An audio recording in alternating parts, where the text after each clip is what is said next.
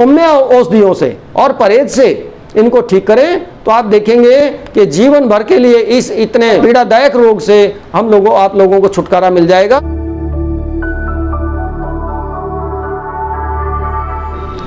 दोस्तों नमस्कार, मैं आज आपके सामने एक ऐसी प्रॉब्लम को रखने जा रहा हूं जिससे अपने जीवन में लगभग हर आदमी कभी ना कभी पीड़ित रहा है और बहुत सारे लोग तो ऐसे हैं कि उससे लंबे काल समय तक पीड़ित रहे हैं और उसका उपचार सामान्यतया आजकल की मॉडर्न साइंस में परमानेंट नहीं होता और उसका नाम है स्टोमेटाइटिस, मुंह पक जाना, और आयुर्वेद में उसका नाम है मुखपाक, जिसमें मुंह में छाले हो जाते हैं, खाने पीने में प्रॉब्लम आती है, मुंह में दर्द होता है, ये उसके लक्षण होते हैं। कई बार होठों तक भी ये प्रॉब्लम आ जाती है और कई बार गले में भी चली जाती है।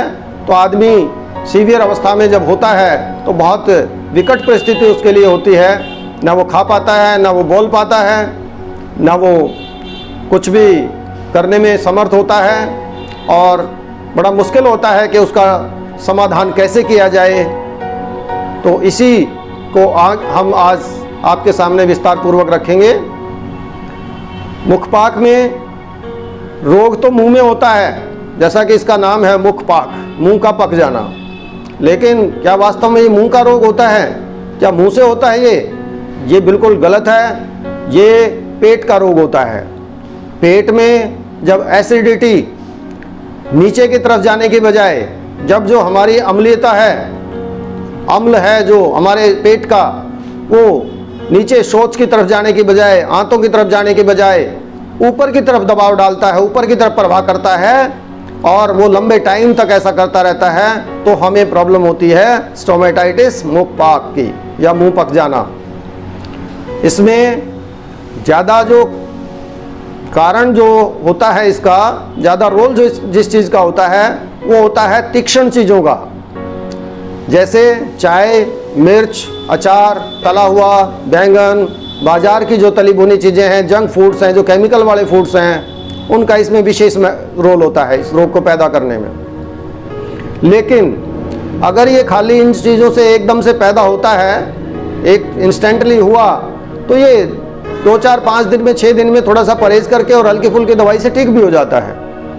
लेकिन बहुत सारे रोगी मेरे अनुभव में ऐसे आए हैं जो सालों से इससे पीड़ित रहे हैं और वो एक बार जब इलाज ले लेते हैं तो थोड़ा बहुत उनका असर आ जाता है और कईयों को तो बिल्कुल नहीं आता, लेकिन 10 दिन 5 दिन के बाद फिर उनको ये प्रॉब्लम आ जाती है। तो मैंने जब इसका सही सटीक निदान किया, सटीक इसका कारण जाना, तो वास्तव में क्या था कि वही जो मैंने अभी बताया है कि उसको अम्ल पित्त इतना ज़्यादा होता था कि वो ऊपर की तरफ जब आता था तो वो एक एसिड है। तो ये जो हमारी मुंह की जो मेम्ब्रेन है, इसमें छोटे छोटे दाने पड़ जाते हैं, फूल जाती है उस गर्मी की वजह से। जैसे बाहर जब आदमी जल जाता है तो फफोला पड़ जाता है, तो ऐसे ही हमारी बॉडी का भी यही फीचर होता है कि जब इतनी ज़्यादा गर्मी बॉडी के अंदर, दूषित गर्मी आ जाती है, तो वहाँ भी इसी तरह के जो फफोले हैं वो पड़ जाते हैं और उन्हीं को मुंह के छाले कहा जाता है। अब इसका जो समाधान है वो क्या है? इसका सबसे बड़ा समाधान तो ये है कि prevention is better than cure, कि इसके कारण को हटा दिया जाए। जिस आदमी को ये प्रॉब्लम होती है वो चाय, मिर्च, अचार, तला हुआ, बैंगन, ज़्यादा गरम खाना पीना और बाज़ार की जो जंक फूड हैं, बाज़ार की जो तली भुनी चीज़ें हैं, केमिकल वाली चीज़ें हैं, उनका सेवन करना वो बिल्कुल छोड़ दे। और उससे आगे वो और क्या करे? नींबू पानी ज़्यादा ले, पानी वैसे भी ज़्यादा पिए और सबसे बड़ा ध्यान करे कि उसका जो मोशन है, उसकी जो लैट्रिन है, वो कम से कम 3-4 बार रोज आए खुल के। तो उसका पित्त जो है, जो दूषित पित्त है, जो ऊपर मुंह की तरफ जो गया है, वो शौच के जरिए से बाहर निकल जाएगा और आप देखेंगे कि वो 10 से 15 दिन में वो रोगी अपने आप भी ठीक हो जाएगा या सामान्य से इलाज से भी ठीक हो जाएगा। तो इसलिए मुखपाक के लिए ज़्यादा दवाइयाँ ना खा के अपनी दिनचर्या को बदलें, अपने आहार विहार को बदलें। और इसमें 2-3 चीज़ें मैं विशेष बता देता हूँ। पीपल के पत्तों का प्रयोग इसमें विशेष बहुत बढ़िया है। पीपल के कच्चे पत्ते लें और उनको चबा लें तो आपको तुरंत फायदा होगा।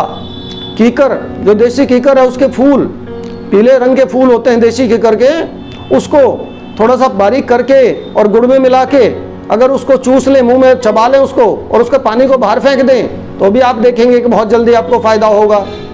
और तीसरा, अमरूद के पत्ते, अमरूद के कच्चे कच्चे पत्ते लें और उनको भी मुंह में डाल के चबाएं, तो भी आपको बहुत फायदा होगा, बाहर फेंक दें। चमेली के पत्ते, ये भी इसमें बहुत लाभदायक हैं। चौथा, इसके अंदर सरसों का तेल बहुत अच्छा लाभदायक है। देसी घी, ये बहुत अच्छा इसमें रोल अदा करता है।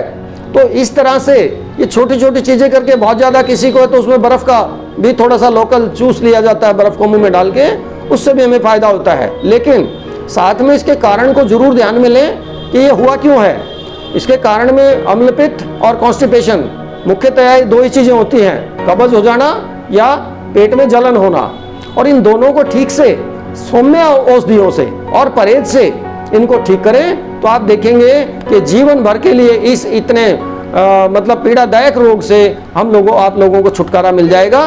तो ये इस वीडियो को आप ध्यान से देखें और आगे इसको शेयर करें और लोगों को सब्सक्राइब के लिए बोलें। यही मेरी आपसे प्रार्थना है। धन्यवाद।